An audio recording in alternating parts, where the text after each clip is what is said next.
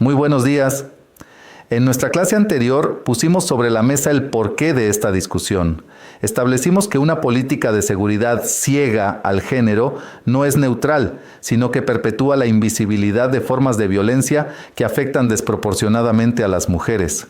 Vimos la gran paradoja ecuatoriana. Aunque los hombres son la mayoría de las víctimas de homicidio, las mujeres reportan niveles de miedo significativamente más altos.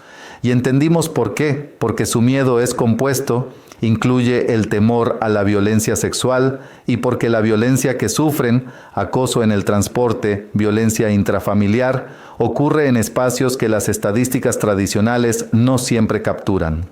Hoy vamos a responder la pregunta clave. ¿Y entonces qué hacemos? ¿Cómo pasamos de ese diagnóstico, de esa constatación, a construir una política pública que realmente funcione? Lo que les voy a dar hoy es la guía práctica, el cómo se hace. Es la lista de verificación que ustedes, como diseñadores de políticas, deben tener grabada. Es cómo transversalizamos el enfoque de género. Vamos a seguir el ciclo de la política. Empecemos por el diagnóstico. Ya dijimos que necesitamos datos desagregados por sexo, pero no nos podemos quedar ahí. El siguiente paso es cualitativo. Realizamos grupos focales separados para hombres y mujeres. Esta es la regla de oro. Usted no puede esperar que una mujer hable con libertad sobre el acoso o la violencia en su hogar, en una asamblea barrial mixta, con su esposo, su vecino o el líder barrial presente. Necesita crear un espacio seguro, solo para mujeres, para que las experiencias reales emerjan.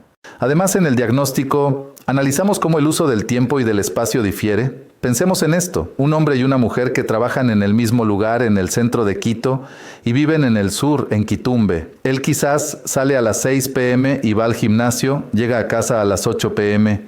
Ella, por sus responsabilidades de cuidado, tiene que salir a las 5 p.m. en punto, correr al bus, pasar retirando a su hijo de un centro de cuidado, ir al mercado y luego caminar 3 cuadras en la oscuridad desde la parada del bus hasta su casa cargando bolsas. ¿Es la misma experiencia de seguridad? En absoluto. La ruta de esa mujer desde la parada de bus a su casa, ese callejón oscuro, esa falta de iluminación, ese es un problema de seguridad pública específico de género, que un diagnóstico neutral jamás detectaría. Una vez que tenemos ese diagnóstico rico, pasamos a la formulación y aquí es donde ustedes, en su trabajo final, van a aplicar esto en la matriz de marco lógico. El enfoque de género no es un adorno en la MML, la transforma por completo. Primero, miremos el propósito del proyecto. Un propósito débil sería reducir la tasa de delitos en el barrio Bellavista. Un propósito con enfoque de género sería reducir la tasa de delitos en Bellavista, contribuyendo a la reducción de las brechas de seguridad entre hombres y mujeres y mejorando la percepción de seguridad de estas últimas.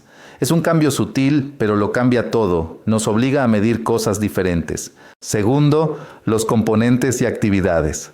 Si nuestro diagnóstico nos dijo que el problema número 1 para las mujeres es el acoso en el transporte público, no podemos diseñar un proyecto que solo ponga más patrulleros. Eso no resuelve el problema.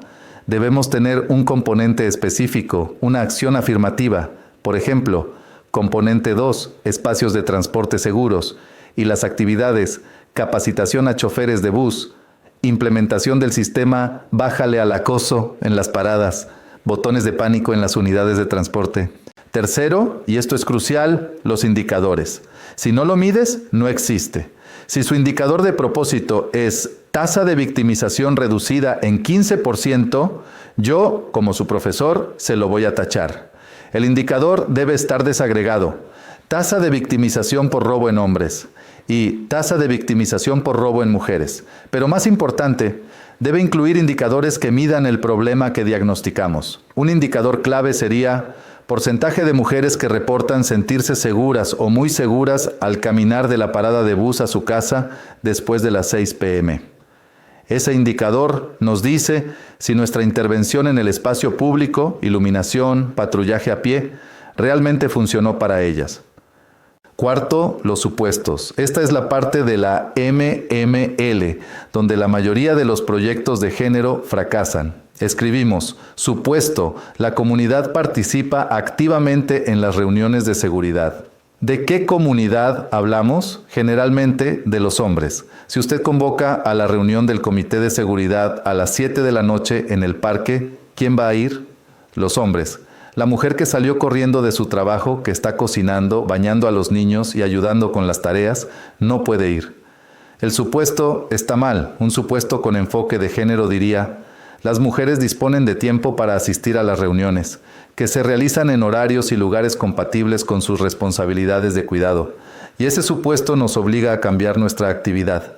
Y eso nos lleva al diseño de actividades. Si nuestro supuesto nos dice que el horario es una barrera, la actividad no puede ser una sola reunión a las 7 p.m.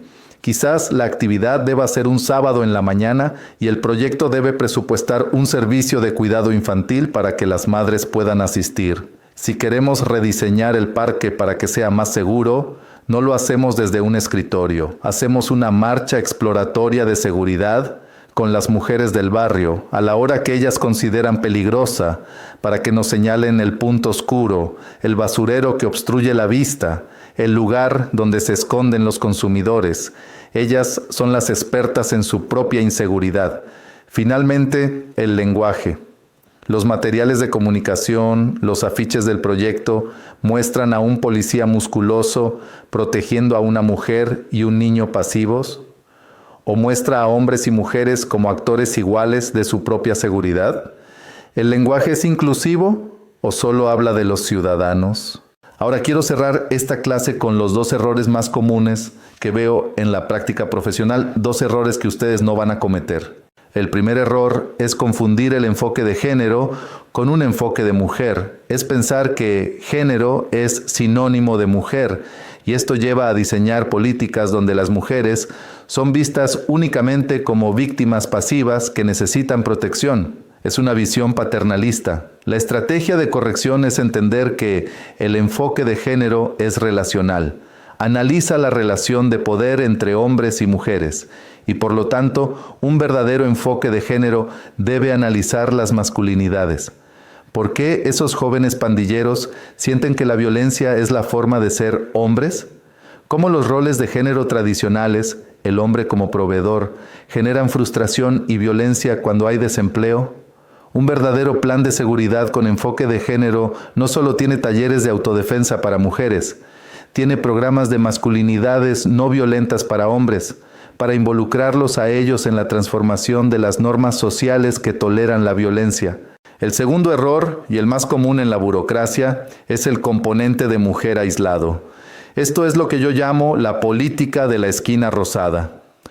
Se diseña un gigantesco proyecto de seguridad de $10 millones, 200 patrulleros, 1,000 cámaras, nuevas UPCs, y al final, en el anexo, hay un pequeño componente de $5,000 para un taller de costura para las esposas de los policías. Han cumplido con el componente de género, pero es un chiste. Es una actividad aislada que no tiene nada que ver con el núcleo de la política. La corrección a esto es la palabra que hemos usado hoy, transversalización. El enfoque de género no es un componente, es el lente a través del cual se diseñan todos los componentes. Vamos a instalar cámaras. ¿Dónde las ponemos? ¿En las avenidas principales, donde ocurren robos a hombres? ¿O en las paradas de bus de los barrios periféricos, donde ocurre el acoso a mujeres? Es una decisión de diseño. ¿Vamos a construir una nueva UPC? ¿Tiene un cuarto privado, acogedor y con personal femenino para recibir denuncias de violencia intrafamiliar? ¿O la víctima tiene que contar su historia en el mismo mostrador donde un policía le toma la denuncia por un celular robado? Como ven, el enfoque de género no es pintar de rosado la política de seguridad, es cambiar la arquitectura misma del edificio. Y en su trabajo final, en su matriz de marco lógico, usarán un checklist para autoevaluar si su diseño es solo una esquina rosada, o si realmente han transversalizado el enfoque en cada propósito, cada componente y cada indicador.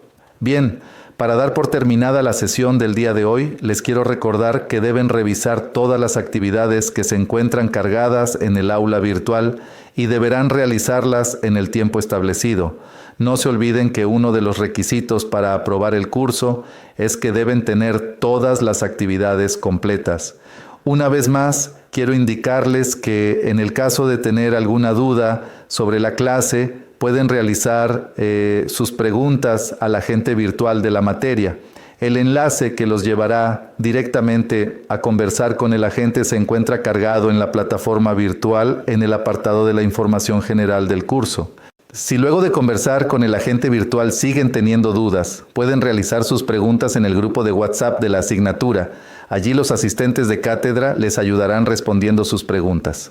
Además de eso, también tienen disponible un foro de dudas dentro del aula virtual donde podrán dejar sus inquietudes para ser resueltas.